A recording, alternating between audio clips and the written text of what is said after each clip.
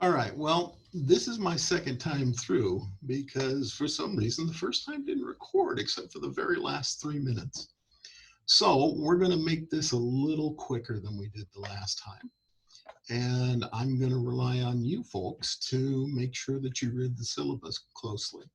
There's a couple things I want to hit on it, and then we're going to go right into the tools we need for the class this evening.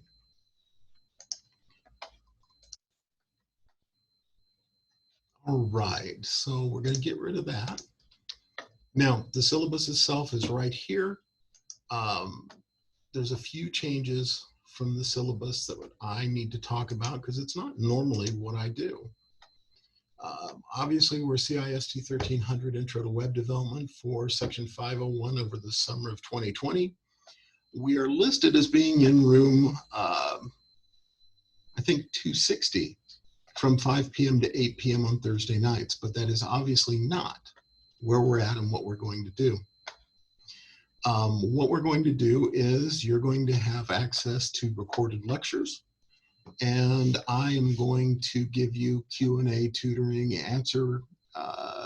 basically Prime Minister's answer time at 5 to 8 p.m. when our normal class is there. So that will be my office hours. The recordings will probably be right at the 3-hour limit, but some may fall a little bit short of that. Some may go a couple minutes longer than that. My name is Jeff Blackmore. Some of you know me, some of you don't. That's okay. We'll all meet online throughout the semester. Again, office hours, 5 to 8 p.m. our normal class time, but I will be on Zoom rather than teaching you that way. I'm going to use the videos, and I will be on Zoom just basically talking about your questions and your concerns. Please note, send me email at jblackmore@unomaha.edu, but you must cap CIST 1300-501 at your net ID at the very least in the subject line, and then give me your message subject. I received 3,000 plus emails over the spring semester. That's a lot to wade through. If you don't give me that email header, I may not see your email. So please just make sure that you do that, and I should be able to answer the emails that I receive relatively quickly. Again, we're using Canvas. We're right here. I assume that everyone has either had experience with Canvas or they've had the opportunity to do the online orientation and have seen how to do the Canvas thing in the online orientation. I'm going to let you guys read through everything except the textbook, and that I'm going to make sure that everybody understands. I do not require that you buy the textbook. In fact, I haven't updated the editions since 2011, 2012. They are excellent reference material, and I have both of them in various editions here in my office and at home as well. The slides that I provide you are, quite frankly, enough that you can make every assignment from those slides. I guarantee it. In fact, to prove that to one young man, I actually copy-pasted bits and pieces out of a lecture, out of one of the PowerPoint slides, and created the assignment because he said it couldn't be done. If you want a little more in-depth reading about HTML and CSS, or about CSS itself, I've got 3 alternate recommendations there. Again, these are both 2012, 2013 editions.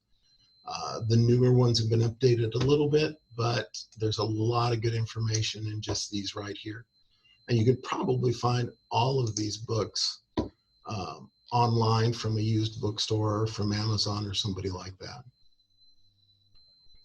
I want to talk grades real quick too, because we need to do that. We will have 2 exams, one at the midterm and one as a final exam. They are worth 30% of the grade. The homework is worth 70% of the grade. So you need to make sure that you concentrate on getting all the assigned homework done. If you look, 70% of the grade is the minimum final passing score for IS&T students. It's a C-. If you bombed both tests and got a 0, not even one question right on both exams, you could still pass this class with a C-. I don't recommend you skipping the exams. The more points you get, the closer to that A+ you get. And again, 70-30 means it's a weighted grade schedule. If you want to figure out your grade, there's the math equation right now. And you can compare the final score, the 89%, with this and find out, yes, it is a B+. Okay. Is there anything else? Oh, the plagiarism thing. They might get mean to me if I didn't mention this. I'm going to break this whole page down into 2 words. Don't cheat. My class is supposed to be the bottom line. It's the intro class for programming. And it may take you some time. Some of you may be spending 20 hours a week on this or more.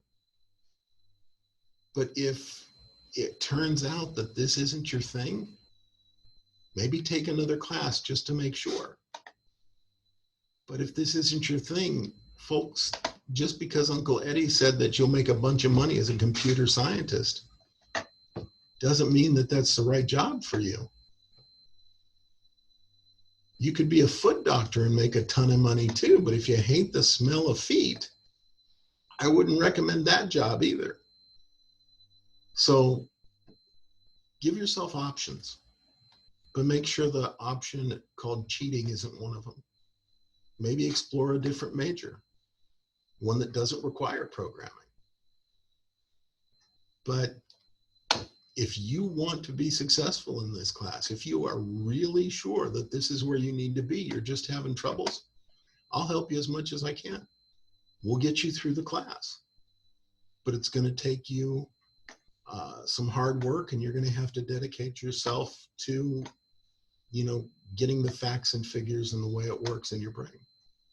I can't do that for you, but I can be here as a reference. I can help tutor you. Speaking of tutoring, if you hit ist.unomaha.edu/tutoring, you get the Computer Science Learning Center. And right now they're doing Zoom in the summer hours, Monday through Thursday, 11 a.m. to 6 p.m. So if you're a working person, you need to hit that probably during your lunch hour. But Thursday night's going to be a lot easier because 5 o'clock or so, I will be on a Zoom chat just basically to do exactly what they're doing, to do some tutoring. And they walk you through it here. Go to the tutoring portal and just follow the links. Oh, what else? I know what else we need to do. Go over to modules. And we're going to go further down. By the way, I have put all the PowerPoints online right now. This is a PDF file that tells you how to log into Loki. We're going to walk through that here in just a minute. If you are on a Mac, go ahead and click on this and open it up because it tells you how to log in with Macs. It's different than it is for Windows users. Once you do get logged in and you're on your own, the first thing that you should do is the Unix tutorial with Vim. And please realize that since Loki crashed, anything in here that talks about Loki, you should just absolutely, see right there, it says LOKI. Just replace that with Odin in your head. Also, the Mutt email client has not been installed on Odin, so it is no longer one of your options. For some reason, UNL thinks that, never mind. They don't want to give anybody a reason to have something come in to the Mutt email client. They're afraid that it's going to contain a virus. All right, let's go back to modules here real quick. As I was saying, I have got all of these PowerPoints available to you folks right now. So if you want to read ahead into the course, by all means, we're going to do, I think, we're going to try and get 1 through 4 done tonight, but that's okay. It's not going to be overwhelming, I don't think. The rest of this isn't important. We're going to talk about the 2 assignments here a little bit later, probably in part 2 or 3. I do have a page where I put some information out. You can either right click from that link I left click on, or you can right click on it and open it in a new window. These are probably going to be what we're going to get approximately through this evening. Again, either part 2 or part 3. One of the things we're going to make sure to use is the HTML5 template. It is basically a skeleton of a web page. And as we talk about this a little bit later, we will basically go through what's there. And there's some other stuff down here, but unfortunately, I haven't had time to switch the links from the Loki server to the Odin server yet. The first part here down to the HTML5 template, those are spot on. The rest are probably not converted yet. So I'm going to minimize that. Let's hit the back button here a couple times. One time will do it. Yes, I know you've got Google Analytics on you. All right, the 3 basic tools we're going to use for Windows users, PuTTY and WinSkip. For Mac users, CyberDuck and your terminal emulator program. If we click on PuTTY and open it in a new window, if it's chiarc.greenend.org.uk, you're at the right place. And you don't need to install it. You can if you want to, but you don't have to. What I would recommend, and you can see it's purple instead of blue for the link, is if you're running a 64-bit machine, just get the portable executable here, the putty.exe. You can right click it, save link as, and I just save it to my desktop.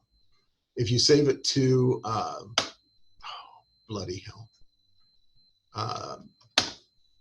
my download section, then you just have to figure out where it's at.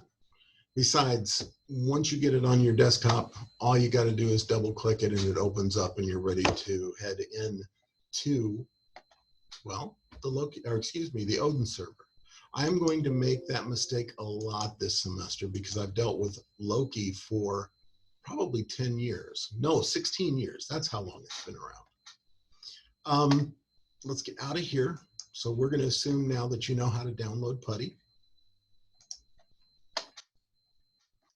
And the next thing is WinSkip. Again, I'm going to right click, open in a new window. You can do it either way. You can left click on it, left click again, or you can right click and open in a new window and it'll let you do that. I've got it automatically set up to download WinSkip 5.13.1, the portable zip. That is all you need. So I'm just going to click OK. And again, I want it on my desktop, so I'm going to click Save again. I've already downloaded it today a couple times, but I'm going to click Yes and just replace the one that's down there on my desktop. All right, so that's down now. And then CyberDuck, it's going to be just the same way. You find the downloads for Mac, and there you go. Now, the reason we use CyberDuck and WinSkip are to put things into our Odin server. Images, for example, are not something that we just code up off the fly. We'll take an image and we will basically use WinSkip to swap it from our home computer into the Odin server so we can access it for our web pages. W3 schools, we're going to talk a lot about them, but I don't want to spend time right now to do it. I will mention that Irfan View is my favorite freeware photo manipulation tool. I've used it for, again, probably 15 or 20 years. It is absolutely 100% free. And if you download it from this site, You don't even have to worry about people adding, toolbars or something into it. Yeah, just download it from the IrfanView download site, read about it on the IrfanView homepage. The class downloads here are basically just some little bits and pieces of information that basically can help you along or are interesting tidbits. The Danny cheat sheet, for example, is some odd Vim commands that one of my former students said, you ought to place these up there because these are the ones that I used out of the Vim tutorial. So I did. And I think she's right. There are some pretty good information in there. But that is all we need out of here right now. So once you've got your VPN up and you've used the TrueU Duo to make that happen, the next thing you can do is find your putty. For me, it's right down here at the bottom of my screen. Double click on it. This is the putty configurator, for want of a better term.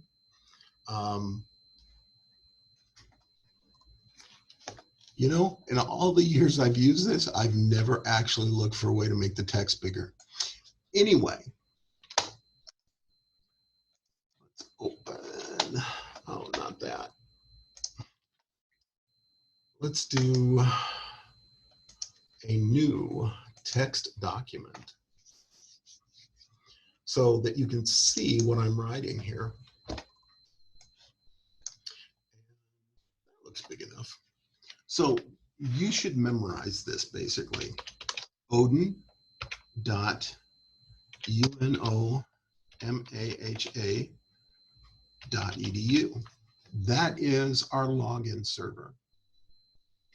So back in the putty tool, right where it says host name or IP address, we're going to do odin.unomaha.edu.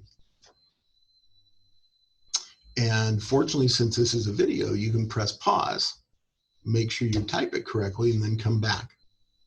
Don't change port 22, don't change SSH, which stands for Secure Shell. Instead, if you want to change something, and I always do because it's really, really dark and it's really, really small.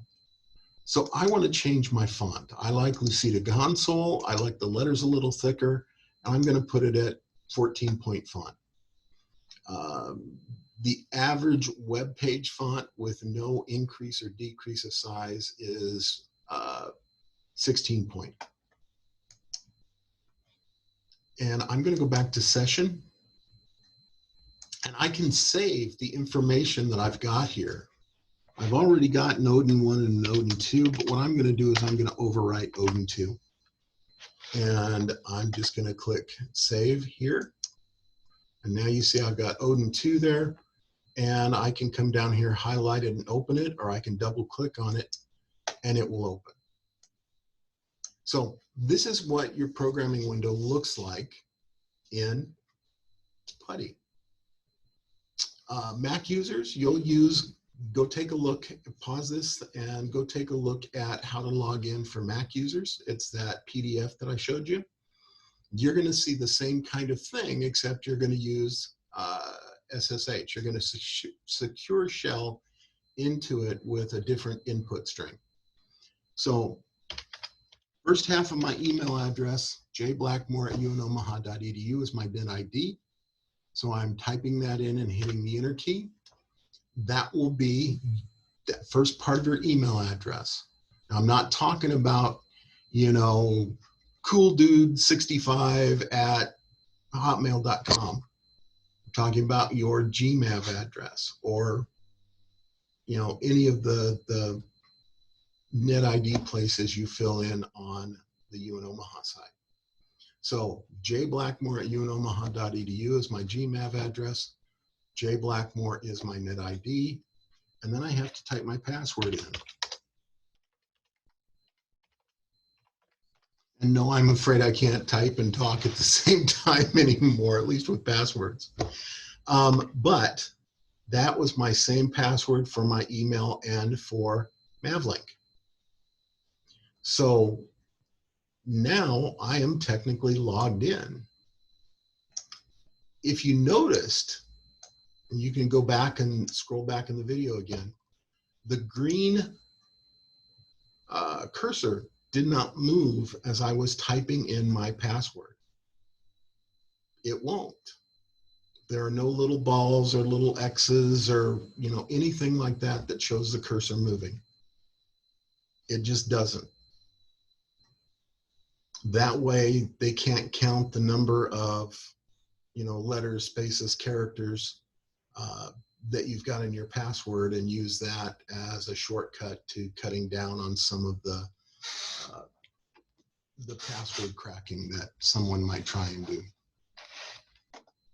At least that's the way it was explained to me a long time ago.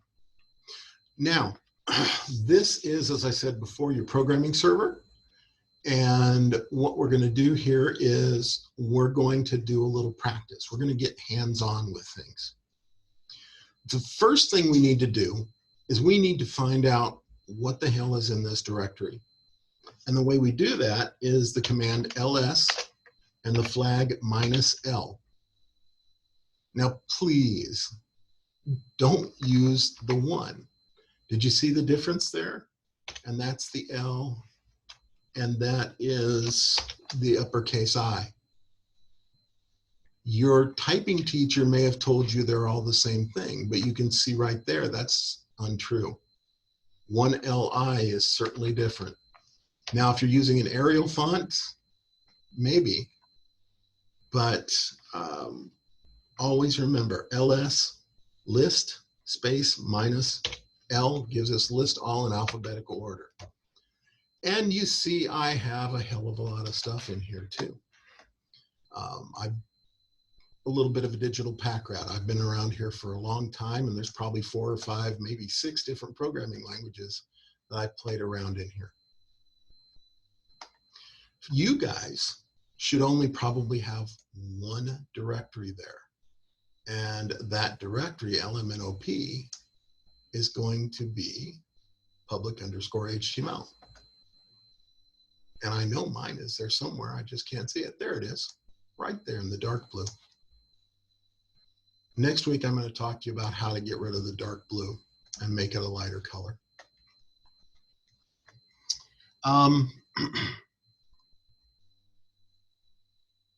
What else? Well, let's CD into public_HTML. So CD stands for change directory. So we're going to change directory into public_HTML. Now, before I hit the enter key, let's talk about a couple things. The first is that there is always a command, a space, and then an operand, an object it's operated on, or it operates on. There can be flags, like remember ls -L, but not with a change directory. You could, however, stack multiple directories there, and we'll talk about that in later classes. So if I hit CD public_HTML and hit the enter key, notice that my cursor has changed. My cursor at this point, when I was down at the base of my tree here, J. Blackmore at Odin rather, was the colon, the tilde, and the $sign. When I'm in public_HTML, it's in colon, tilde, / public_HTML $sign. It tells me where I'm at right in that cursor. And if I CD into further level, so let's CD test. Now you see I can always tell where I'm at by learning how to read my cursor. So tilde / public_HTML / test, and then we close it with the $sign. Now if we ls -L here, you can see it's a lot different than the one that I was just looking at. I've got some HTML files. I've got some CSS files. I've got a CGI file. Look at projectarchive.zip. It's a huge bloody file. Don't try to do some of this stuff on your account. You, ladies and gentlemen, have 1 gigabyte of space on the Odin server, and you can't go over that. So that's going to make some interesting choices here when we get to you know, sound and vision and all of that kind of thing.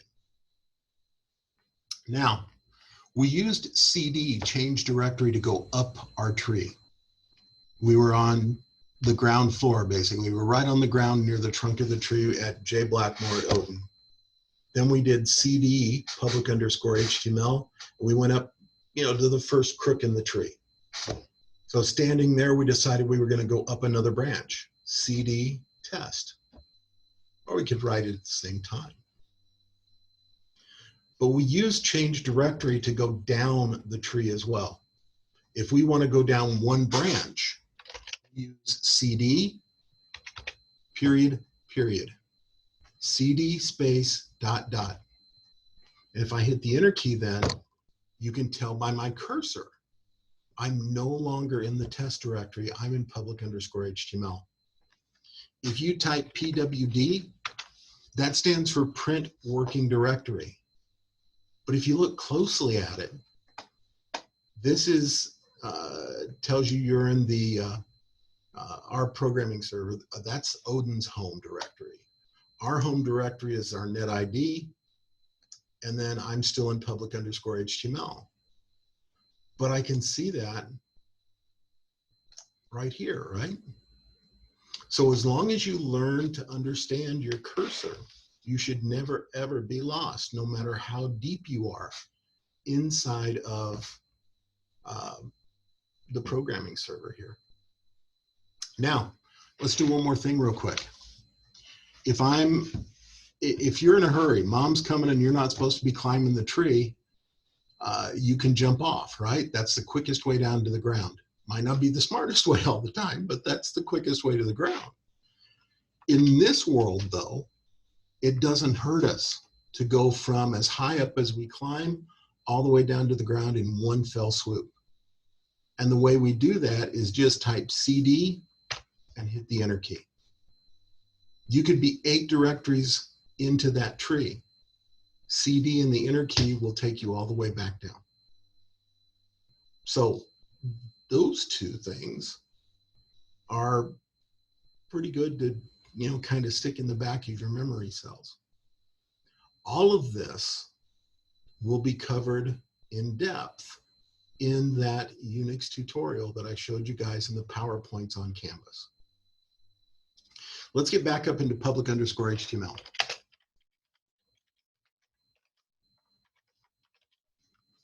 Hit our enter key.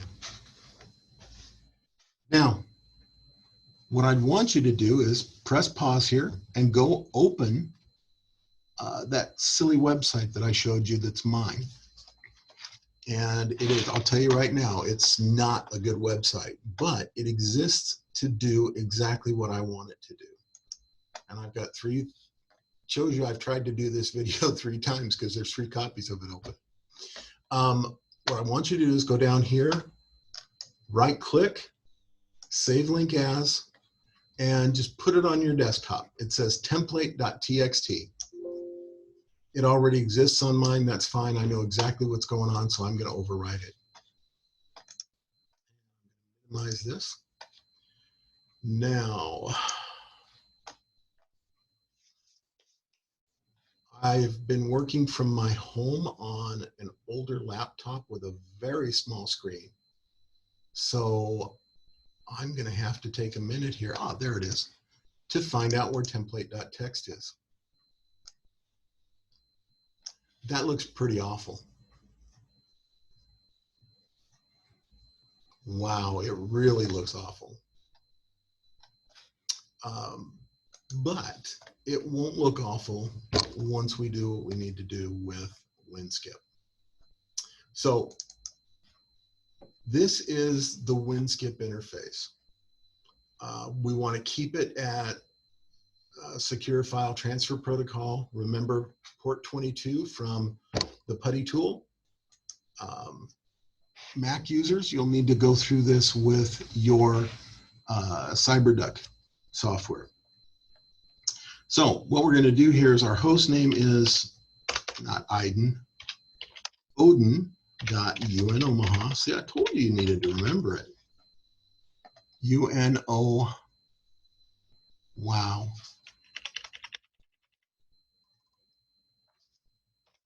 Maha.edu. Put in your username and your password.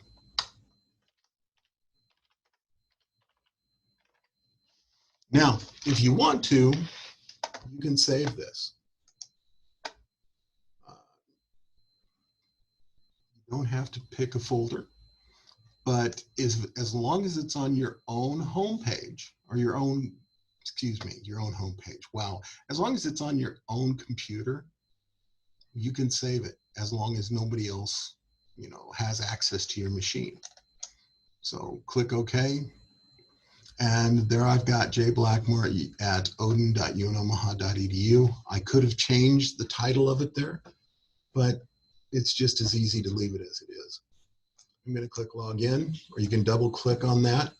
I'm going to click continue. And unfortunately, ASCII art doesn't work as well in this kind of application as it does when you're looking at, the entry point way up here in DOS. DOS is where ASCII art was created, so one would expect it not to look very well. So click continue. It's going to come in and take a look for what we're trying to look for. And I don't know if they've added another layer of security here again, or whether I just messed up my password before. What the hell? Let's try it again.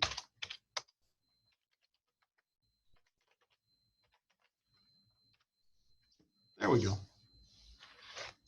Well, two wrongs don't make a right, but apparently the third one certainly does. Now, you guys are going to see one thing right now in your home directory, and that is going to be public_HTML right there. So I want you to go ahead and double click on that, and that will open up public_HTML, and it will not have a doggone thing on it. But down there on your desktop, if you've got this full screened, unfull screen it. Okay? Come down on your desktop wherever the template.txt is. And what I like to do is scroll down to where I've just got files and just go pop. Now, since I've already got this, I'm not going to overwrite it. I'm going to say no, but that is a safety net so that if you start overwriting something, it stops you from doing that. If you already had an index there or a template.txt there and you didn't want to overwrite what was already on the directory, you could stop it just by doing that. Now, I don't need this anymore. This doesn't have a specific exit strategy, basically. So I'm just going to click the red X and get the heck out of Dodge. Terminate session J Blackmore and close applications. Abso-flogging-lutely. We want out of there. Now, here's the fun part. Go back to your PuTTY tool or your, I always forget that, and I use terminal programs for years. Our Mac users, go back to your terminal program. And inside of public_HTML, we want to find out what's there. So ls space -l. And again, unlike mine, you are going to see only template.txt. Now, the tool we use to work on programs, HTML pages, text files, all of that is called Vim. Technically, it stands for VI Improved, but just remember Vim because we want a Vim and then template.txt. And now, if we scroll up, by the way, you don't have your mouse inside of Vim. It's only the up and down arrows. All this dark blue stuff is your honor pledge. We'll look at it in black and white. And up here is your doc type. Oh, I hate this. Again, I will show you guys how that works today a little bit. But we're going to talk about a VimRC next week. And the one that I'm going to ask you guys to use is going to take all of this dark blue and turn it into a nice bright teal so that you can see what you're doing, basically. What this does is it says, this is me, my class. You guys would say CIST 1300-005, what assignment it is, the date, due date, month and day. The honor pledge says, you know, on my honor, I ain't cheating. Your name and your email down here are your digital signature. That's as valid as signing your name on a contract to buy a new car. If you have anybody help you, then put their name and email address down. And I would prefer it if you put the name and email address of anybody that helps you in the Computer Science Learning Center. And this put a brief description here. This is an almost punch and run where I've got the code, I just have to type it in. And that's eventually what we're going to get to tonight. I'm not going to talk about all of these until we get to the slides later, but the title here is what you would see in like the tab right here. Course modules 20, summer, etc., etc. So what we need to do, and I hope you guys are doing this with me, is let's just, I'm using the delete key. Now, the delete key allows me to delete in this, what we call command mode. In order to put text into a Vim window, we have to hit either the I for Mac users or the insert for PC users. PC users can also use the I. I prefer the insert key because that gives me the chance to do replace text or insert text. Now, right where I'm at, you see the cursor is green still. So let's call it the bestest page ever. Close enough. And let's talk about the title tag. Obviously, you can see that I just placed it in between the same word, right? Title and title. Does anybody see the difference between the first one and the closing one? Yeah, the closing one has a / in front of it. This is called a container tag. And a container tag has the first tag, just the word surrounded by a greater than or a less than. Those are the HTML5 brackets. But it ends with the HTML5 brackets that contain / and then the word. So title and closing title. And what's in between those two tags is what is affected by the tags. The tags tell the browser what to do with the content in between. Now there's another kind of tag, and that is called an atomic or self-closing tag. And the meta tag right above my cursor right now is an atomic or self-closing tag. Meta char set equals UTF-8 is our way of telling every browser that we expect our website to be displayed in this particular type of font. And you can Google UTF-8 and find out what it's all about. For right now, it's just, we can use the fact that it's a way to specify on foreign browsers how we think our web page should be displayed. Some self-closing tags have the / before the closing greater than. Some of them don't anymore. But for most of them, I think I would prefer to go the old school way. Now, Our body tag up here actually has a closing body tag, which is the second to the last thing we put on the website. And the reason I mentioned the body tag instead of some of the others is because that's where everything we want our user to see belongs. So just some text, if we look at it, is going to be shown on the web. And come on, you silly thing. There we go. I'm going to take this that's already open and just hit my enter key. This is what I've got here in my index right now. And you can see I've got just some text. Now I haven't saved anything yet. And the way we save it is we hit escape, we get into command mode, we do a colon, and then a W, which writes it to the disk. Okay?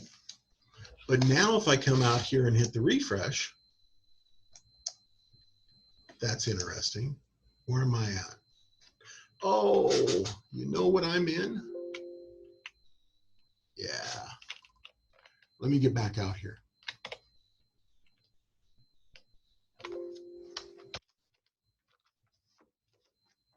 See what I did? If you notice down in the lower left-hand corner, I got happy about doing some HTML code with you, and I forgot to do a very important step. It does also tell me, by the way, that there are 83 lines in this document, and 1,715 characters have been written, saved to the disk. So let's get out of this real quick, because as I said, we've got one more thing we need to do. Let's go, we're gonna quit right out of it. So escape, colon, Q, quits. And we're going to copy this template, okay? So CP stands for copy. And in this case, instead of one object, we'll have two. So copy, template.txt is what we want to copy. And what we want to name it to is index.html. So copy, template is the file we copy, index.html is the name we give to the copy. And now, if I come back here, I should have that, but let's go look at it here. So we're going to vim index.html. Oh, you know what I did? I changed it. I forgot I hadn't typed anything. Take a look in the tab. The mostest bestest page ever. So that's the only thing that I showed was changed. It wasn't changed before I copied it. So now that I've stumbled, let's do something different here. Let's replace just some text. So I can show you I really do know what I'm doing. If anybody watched cartoons in the 90s, do you remember Dexter's Lab? And what he did whenever he caught his sister being too close to his laboratory? He always shouted, "Dee Dee, get out of my laboratory." But we are in command mode, right? Because we don't have the insert down along the bottom. If we hit 2 lowercase d's, it gets rid of 1 line of text. Cool. Anybody remember how we type, or how we get to the point where we can type in the page? Again, the insert or the I key. And down on the bottom left-hand side, you see that we are in insert mode. And at this point, the other numbers here, we're in the first column on line 44. If I go down, I'm on the first column in line 45. So I'm going to go back up to line 43. There we go. That sounds good to me. And I'm going to hit the tab key once. Here's our first HTML5 tag. Pardon me, goodness gracious. And that's an H1. It stands for a first level heading, the biggest heading you would have in like a textbook, for example. So let's put something in there. I don't care what you type, just type something. And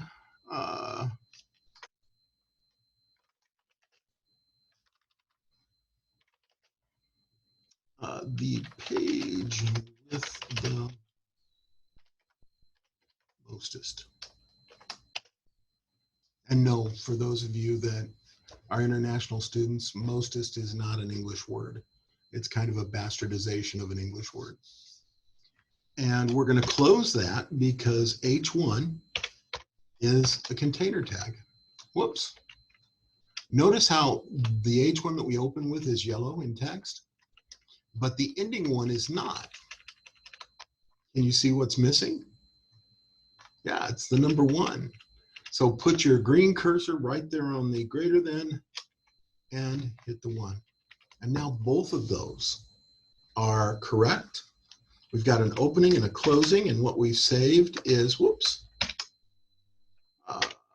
W to right. And now we're going to see the change. The page with the mostest. Coolness. If you were writing a book or even just, a paper for your English class, hit the insert key and let's go over a couple. And let's do a paragraph.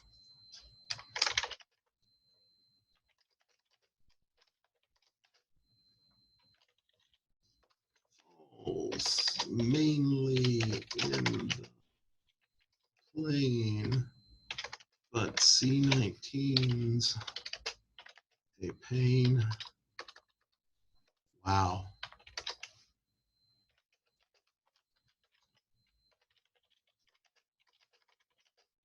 Especially in the brain. Let's close a paragraph tag. Again, a paragraph tag is a container tag.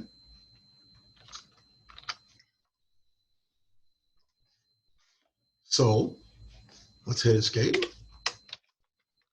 write it, come back out here, hit our refresh. The rain in Spain falls mainly in the plain, but C19 is a pain, especially in the brain. Actually, for C19, I think it's in the lungs, but that's not the point. So we're kind of officially web programmers now, right? But only at the very beginning. We've only taken the first very small steps forward. So let's do one more thing. Let's give you a taste. You've heard me talk about CSS before. You've seen, complicated layouts on some of the web pages you've probably visited. Let's do another paragraph. And we're going to do what's called an inline style, just to show you kind of what CSS can do. So we're going to do an inline style, and we start with an attribute called style. Put an equal sign in, open up a double quotation mark, and let's change the color of the text. Notice it's changed in here, but it's black and white out on our web page. So we're going to call the color. Color stands for the foreground color for the letters. Background dash color then obviously applies to the background, right? We're just going to use the color today. And just because I like the color, I'm going to do Dodger blue. There are some colors like this that you can memorize, color names, but you don't have to. We can actually use basically 4 different kinds of telling a browser what color we want to use in our website. And we're going to close the paragraph tag.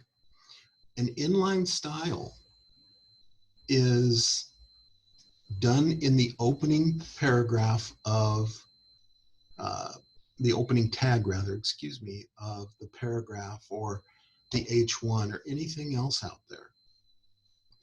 And then we'll type something. Text is blue. because I am cold.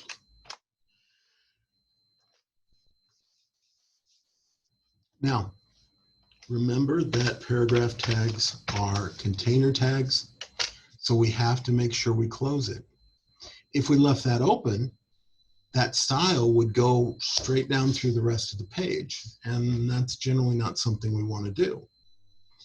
But let's see what it does do. So escape, :W to save. We're going to come out here and we're going to hit our refresh button. The text is blue because I am cold. Let's add one more in there because the text in that lighter blue is not as visible as I think it should be.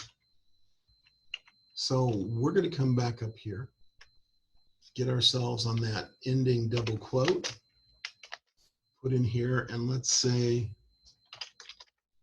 font weight. So that's just like bolding a word inside of Microsoft Office. Hit the escape, : write and quit. Now, if write saves it but doesn't take us out, quit takes us out immediately, what should write and quit do? Hopefully you decided that's what it was, because it is. Write and quit writes the last changes we made and then quits out of it to the command line. So if we refresh here, did you notice the pop and that the letters got heavier, wider, bolder? All right.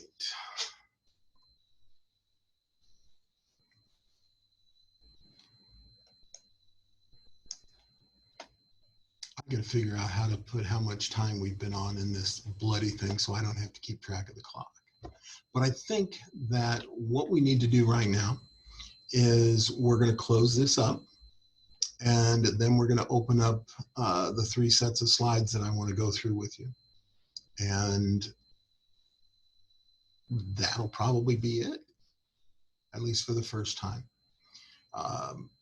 Again, I'm going to put an email out about 4:30, which will have the link to the Zoom meeting. And I will also probably, for this time at least, put these 2 up. Well, I'm going to try to put them up on YouTube in the clear, but I don't know how long it's going to take them to do the conversion. So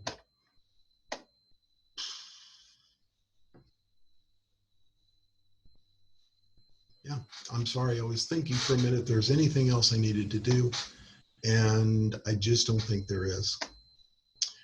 We'll talk about how to use these badges next week. So I'm going to go ahead and stop the recording, and I will see you guys here in your, well, I'll be with you, and as long as it takes you to click on the next video.